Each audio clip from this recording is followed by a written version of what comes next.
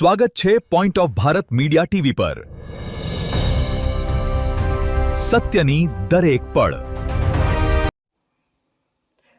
અમીરગઢ તાલુકામાં વરસાદ ખેંચાતા ખેડૂતોની ચિંતામાં વધારો। અમીરગઢ તાલુકામાં પ્રથમ વરસાદ થતાની સાથે જ ખેડૂતો વાવેતર કરી બેસી ગયા, પરંતુ છેલ્લા કેટલાય સમયથી રાત દિવસ પવન ફૂંકાતા રહેવાથી ચોમાસું ખેંચાઈ રહ્યું હોય તેવું લાગી રહ્યું હોવાથી દુષ્કાળ જેવી પરિસ્થિતિ નહીં સર્જાય તેવી ચિંતા અમીરગઢના તાતને સતાવી રહી છે। અમીરગઢને એ આદિવાસી વિસ્તાર ધરાવતો તાલુકો છે। અહીં ખાસ કરીને લોકો પશુપાલન અને ખેતીના વ્યવસાય સાથે સંકળાયેલા છે, પરંતુ આ વખતે અમીરગઢ તાલુકામાં એકવાર વરસાદ આવ્યા પછી મેઘરાજા જાણે કે જગતના તાતને હાથ તાળી આપી મંતર થઈ ગયા હોય તેવું લાગી રહ્યું છે।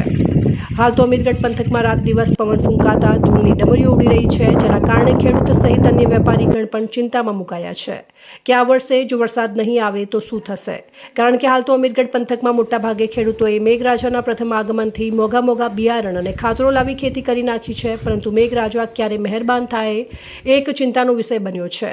અત્યારે અમીરગઢ પંથકમાં ખેડૂતો મેઘરાજાની રાહ જોઈ આકાશ સામે મીટ માંડી વરસાદની રાહ જોઈ રહ્યા છે અને કુદરતને અરજ કરી રહ્યા છે કે હે બાપ મારા મેહુલિયા, એકવાર તો આવી જા, અને આટલી રાહ જોવરાવી રહ્યો છે। તો હવે સોશિયલ મીડિયામાં પણ લોકો તમને પત્રિકા લખી અરજ કરે છે, આવ બાપુલિયા આવ।